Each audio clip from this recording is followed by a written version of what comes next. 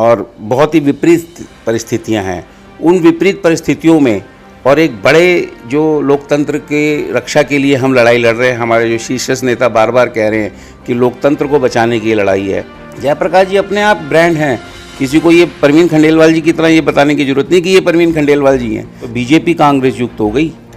जितने उम्मीदवार बीजेपी की नहीं हैं उतने बाहर से आए हुए उम्मीदवारों को टिकटें दी उन्होंने। राम मंदिर जब तक नहीं बना था वो एक विषय था, राम मंदिर बन गया, लोग दर्शन करने जा रहे हैं और आज से थोड़ी कर रहे हैं, युगों युगों से कर रहे हैं। नमस्कार, मैं आर.के. जायसवाल और आप देख रहे हैं जनमत की पुकार। चाहे 2015 का जितेंद्र सिंह तोमर जी का चुनाव हो या 2020 का हो या पंकज गुप्ता 2019 का जो लोकसभा चुनाव लड़ रहे थे उनकी बात हो, उस चुनाव में सारा जिम्मेदारी संभाल रहे थे, चुनाव का इंचार्ज थे, या ऑफिस संभालने की बात हो, संजय बगरिया जी मिलते थे वहाँ पे, ऑफिस संभालते हुए सारा काम देखते थे। इस बार वो दिख नहीं रहे तो मैं इनको ढूंढते ढूंढते यहाँ राजस्थली में आया हूँ इनसे मिलने के लिए। क्या बात हो गई बगरिया साहब, इस चुनाव से दूरी क्यों? नहीं, जायसवाल जी, सबसे पहले तो आपको और आपके दर्शकों को नमस्कार। ऐसा बिल्कुल भी नहीं है, ये बिल्कुल सही है कि 2015 का विधानसभा का चुनाव जितेंद्र तोमर जी का, 2020 प्रीति जितेंद्र तोमर जी का चुनाव बिल्कुल मेरी देखरेख में लड़ा गया और मेरे को पूरी जिम्मेवारी सौंपी गई थी जितेंद्र तोमर जी द्वारा। मुझे विश्वास उन्होंने मुझ में रखा था और ठीक उसी प्रकार से 2019 के लोकसभा चुनाव का मैं पंकज गुप्ता जी का इलेक्शन इंचार्ज था। सिर्फ कैंपेनिंग के अलावा उनके जिम्मे कोई काम नहीं था, दफ्तर से एक एक काम मेरे जिम्मे में था और मेरी जानकारी में और मेरे ही उसमें हुआ। पर जहाँ तक बात है इस चुनाव से दूरी की, वो तो संभव ही नहीं है। जयप्रकाश जी, जिनको मैं बाबूजी कहता हूँ और मेरे पिता तुल्य हैं, उनके लिए बहुत मान सम्मान है, लेकिन हर चुनाव एक अलग तरीके से होता है। मैं समझता हूँ कांग्रेस के पास इतने नेता हैं, इतने अनुभवी नेता हैं और एक प्रोटोकॉल शायद सिस्टम से वो काम कर रहे हैं। आप देखिए कितने, चतर सिंह जी खुद चुनाव लड़ चुके हैं, कितने पुराने अनुभवी नेता। उसके बाद अनिल भारद्वाज जी 2 दफ़ा के विधायक रह चुके हैं यहाँ से, श्रीनगर से। फिर हमारे पास जितेंद्र सिंह तोमर के रूप में पूर्व मंत्री, फिर वर्तमान में प्रीति जितेंद्र तोमर जी, फिर हमारे जिलाध्यक्ष मनोज यादव जी 2 दफ़ा वो भी कॉरपोरेशन का चुनाव लड़ चुके हैं। कमलकांत शर्मा जी जो छात्र राजनीति से सक्रिय हैं, उनके पास इतना लंबा तजुर्बा है, तो इससे ज़्यादा की मेरे ख्याल से आवश्यकता नहीं है। और फिर भी हमें जो काम सौंपा जाता है, जैसे हमारे पास मैसेज आते हैं तो उनको फॉरवर्ड करना, उनको फेसबुक पे डालना, उनको सोशल मीडिया पे डालना, वो हम कर रहे हैं। जो काम हमको जिम्मेवारी सौंपी जाती है कर रहे हैं। जहाँ तक बाबूजी का सवाल बात है, बाबूजी के प्रति मेरी और मेरे परिवार की पूरी निष्ठा है। मैं बाबूजी के साथ तन मन से लगा हुआ हूँ, कांग्रेस पार्टी से जुड़ा हुआ हूँ, तो दूरी का सवाल नहीं है। हाँ, ये निश्चित रूप से अलग अलग ड्यूटीज़ दी हुई हैं। अब जैसा जो भी इंचार्ज है, जो भी देख रहा है, वो जैसा कहेगा वैसा हम कर रहे हैं। तो हो सकता है आपको लगा हो, परंतु ऐसा शायद है नहीं। बगरिया साहब, मैं देख रहा हूँ, मैं तो लगातार कवरेज कर रहा हूँ, चाहे भाजपा को हो या आपके इंडिया गठबंधन के नेताओं का मैं लगातार कवर कर रहा हूँ। जो मुझे दिख रहा है या लोग वहाँ बताते हैं कि इस चुनाव में आपके जो उम्मीदवार हैं जेपी अग्रवाल जी, वो आम आदमी पार्टी के नेताओं को ज़्यादा तरजीह दे रहे हैं, कांग्रेस के नेताओं को ज़्यादा भाव नहीं दे रहे हैं। ऐसी चर्चा हो रही है लोग क्षेत्र में, लोग बताते हुए, देखने को भी ऐसे ही मिल रहा है। देखिए जायसवाल जी, अगर लोग कह रहे हैं तो निश्चित रूप से उन्होंने कुछ अनुभव किया होगा, परंतु हम ये चुनाव एक डिफरेंट तरीके का चुनाव है। निश्चित रूप से विचारधारा की लड़ाई तो है ही, लेकिन 2 पार्टियों का आपस में समन्वय बहुत महत्वपूर्ण है। और फिर क्योंकि हम आम आदमी पार्टी के साथ गठबंधन में हैं, तो निश्चित रूप से अगर बाहर की दूसरे विचारधारा के या दूसरी पार्टी के लोग आते हैं तो उनका मान सम्मान करना, मैं समझता हूँ, एक मेहमाननवाजी समझ लीजिए, कांग्रेस पार्टी के संस्कार समझ लीजिए। और कांग्रेस पार्टी से भी ज़्यादा जो जयप्रकाश अग्रवाल जी हैं, मैं जिनको बाबूजी कह के संबोधित करता हूँ, उनके खुद की अपनी एक संस्कार हैं, वो पूरा मान सम्मान देते हैं। और मैं नहीं समझता कि कांग्रेस को कम दे रहे होंगे, लेकिन हाँ, ये हो सकता है कि जो दूसरी पार्टी के लोग हैं उनको मान सम्मान देना तो ज़रूरी है। और फिर आज वो एक वोट बैंक भी उनके पास है और हम दोनों को साथ मिलके मेहनत करके हम लोगों को इस लड़ाई को लड़ना है। तो हो सकता है ऐसा आपको लगा हो या लोगों को लगा हो, ध्यान रखा जाएगा। वजह से कार्यकर्ता थोड़ा निकल नहीं पा रहे हैं, घर बैठ जा रहे हैं। नहीं, अगर ऐसा है तो ज़रूर इसके संज्ञान लिया जाएगा और ध्यान देंगे, आगे हम ध्यान देंगे इसके बारे में, बाबूजी से जिक्र करेंगे। अगर ऐसा, मैं नहीं समझता ऐसा होगा, पर अगर ऐसा है तो शायद ये बहुत अच्छा संदेश ना हो, तो उस विषय में ज़रूर हम प्रयास करेंगे कि ऐसा ना हो। अच्छा बकरिया साहब, आपका जो इंडिया गठबंधन है, आप कांग्रेस के साथ और आम आदमी पार्टी के साथ जो आपका गठबंधन है, तो 25 तारीख के बाद ही बैठकर आप चाय पकौड़ा साथ में खाएंगे या फिर एक दूसरे के तू मैं में शुरू हो जाएगा? देखिए, ये भविष्य में क्या होगा ये किसी को नहीं पता, लेकिन ये एक बहुत बड़ी लड़ाई है।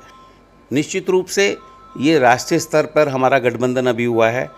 अब वो किस रूप में इसके परिणाम आएंगे, कैसे हम लोगों का आपसी तालमेल बैठेगा, कैसे हमारे बड़े नेताओं का, वरिष्ठ नेताओं का आपसी समन्वय बैठेगा, ये उस पर निर्भर करेगा।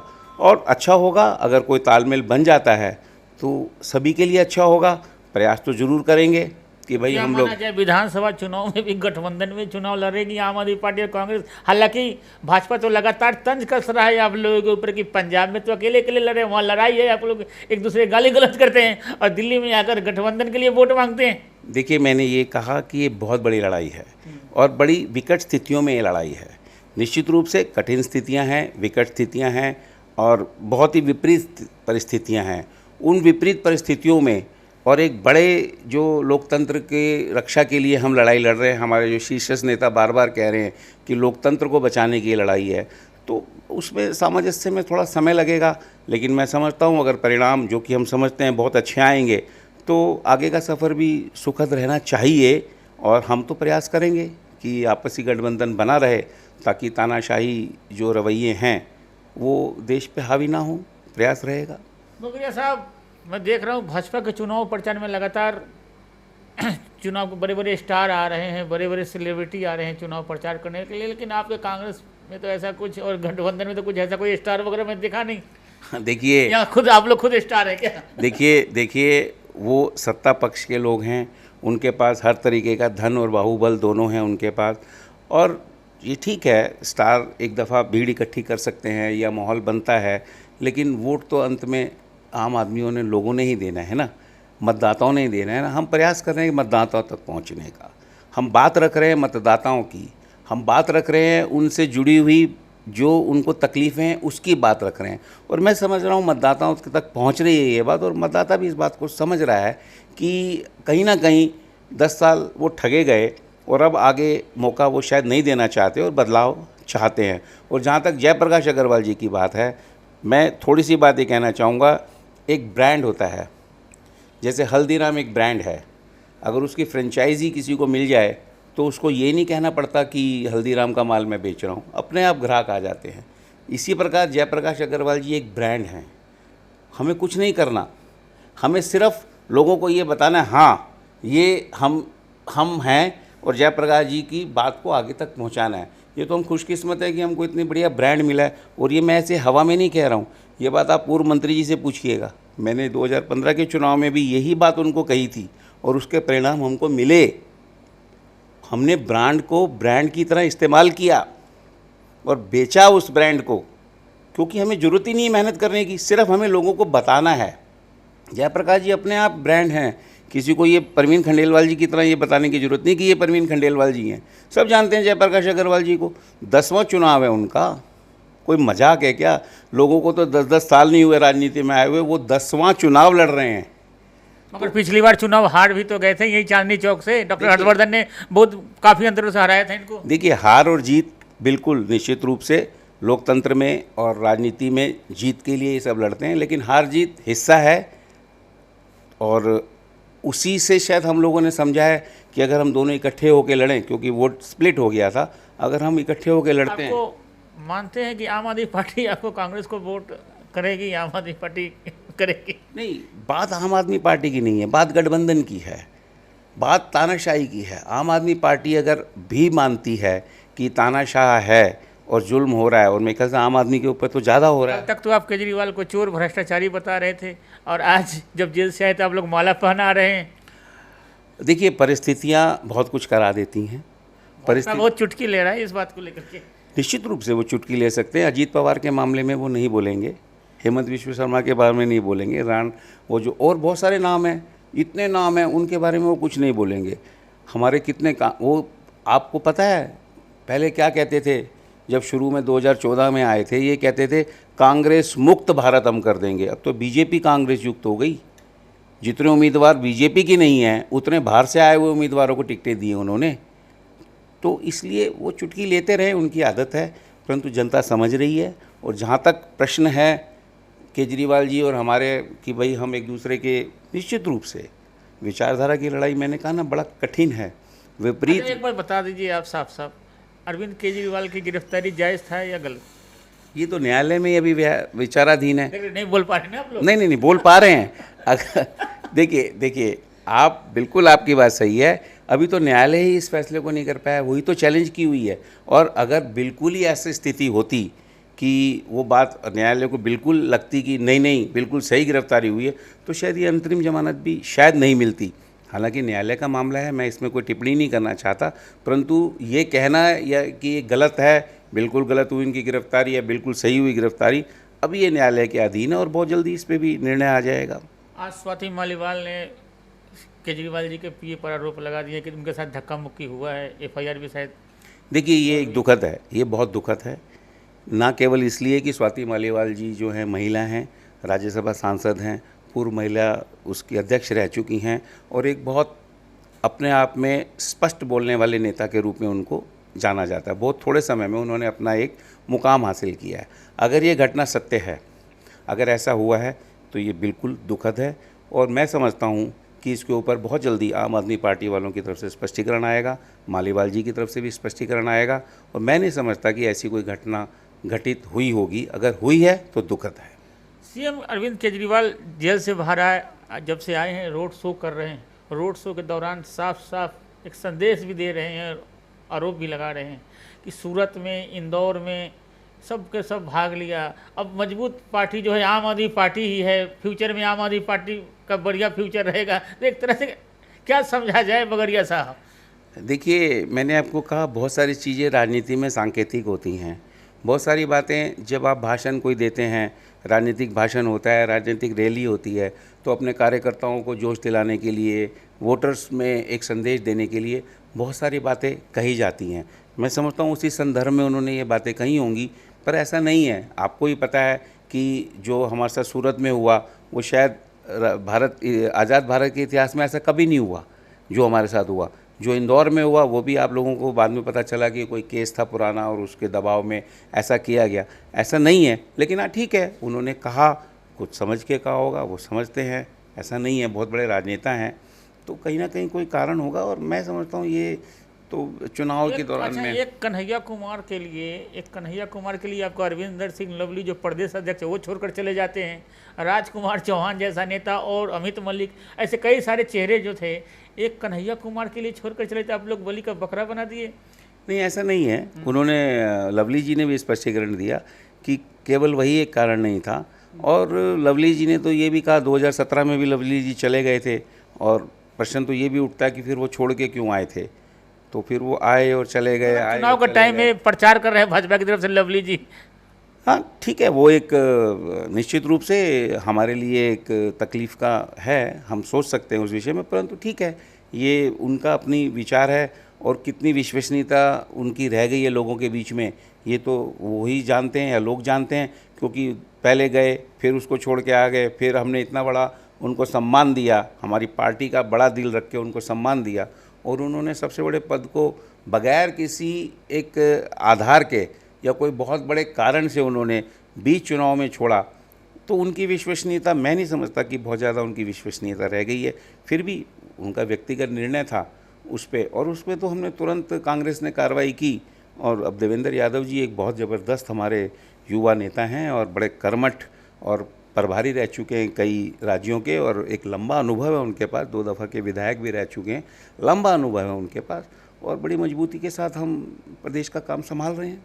अच्छा बगड़िया साहब, आखिरी सवाल, लोगों के बीच में जा रहे हैं आप, क्या माहौल लगता है इंडिया गठबंधन को लोग वोट करने के, लगता है कि वोट वगैरह करेंगे? माहौल क्या लगता है? देखिए मैं ये कहूँ कि इंडिया गठबंधन के फेवर में माहौल है, वो एक अलग बात होगी। लेकिन ये निश्चित है कि मोदी जी के प्रति जो लोगों का रुझान था, उसमें निश्चित रूप से बहुत बड़ी गिरावट आई है।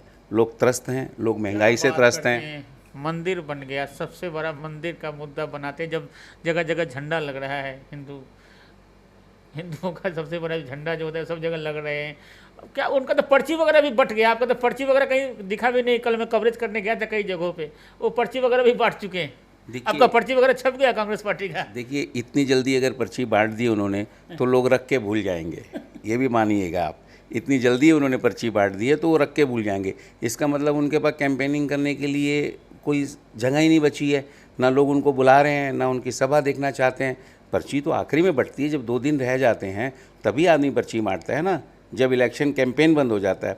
आप बीच इलेक्शन कैंपेन के आप पर्ची बांट रहे हैं तो निश्चित रूप से आपकी कैंपेन करने के लिए या तो आपकी क्षमता नहीं रही है, या आपके पास कार्यकर्ता नहीं है, या लोग नहीं बुलाना चाहते हैं आपको। अब मैं तो इस विषय में नहीं कह सकता, लेकिन ठीक है उन्होंने बांट दी, वो उनकी मर्जी है। अब उसको अगर वो कहते हैं कि हमने बहुत बड़ा कोई काम कर दिया है तो उनकी समझ है। मैं तो नहीं समझता कि इससे चुनाव पे कोई फ़र्क पड़ेगा, मैं नहीं समझता। राम मंदिर वाले मामले पे तो बताया नहीं आपने। देखिए राम मंदिर आस्था का विषय है। राम मंदिर जब तक नहीं बना था वो एक विषय था। राम मंदिर बन गया, लोग दर्शन करने जा रहे हैं, और आज से थोड़ी कर रहे हैं, युगों युगों से कर रहे हैं। मेरे पूर्वज भी राम राम बोलते थे संबोधन में, मेरे पिताजी भी बोलते थे, मेरे बाबा भी बोलते थे, हम सभी राम राम बोलते थे। कोई 2014 के बाद तो हमने राम राम बोलना शुरू नहीं किया। ठीक है वो एक मंदिर है, लेकिन वो विषय नहीं है। लोग वक्त त्रस्त हैं महंगाई से, लोग वक्त त्रस्त हैं बेरोजगारी से, लोग वक्त त्रस्त हैं भ्रष्टाचार से, लोग वक्त त्रस्त हैं महिला उत्पीड़न से। उन सब के बारे में आप मुझे बताइए, हमारे देश के प्रधानमंत्री किसी भी भाषण में इस पे बात करते हैं? नहीं करते। वो पाकिस्तान की बात करते हैं, वो अब मैं क्या बोलूं, ऐसी ऐसी बातें करते हैं जो कि एक प्रधानमंत्री को शोभा भी नहीं देती हैं।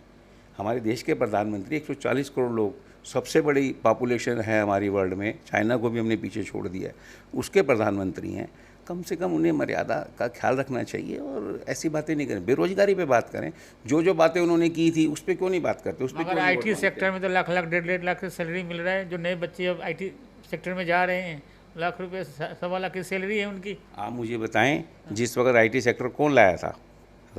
हमारे स्वर्गीय राजीव गांधी जी जब एक कंप्यूटर को लेके आए थे तब कितना शोर मचाया था भाजपाइयों ने, और आज ही तो नौकरी नहीं मिल रही है। हम तो कब से हमारी धाक है आईटी सेक्टर में, आज से नहीं है, बहुत समय से है। और 1.5, 2, 5, 10, 50 लाख रुपए सालाना पैकेज तो कब से मिल रहे हैं हमारे बच्चों को, और बहुत कुछ मिल रहा है। ऐसा कुछ नहीं है कि ये अभी से हुआ है। हाँ, इसको दिखाना आपसे शुरू कर दिया है कि हमने पता नहीं क्या कर दिया।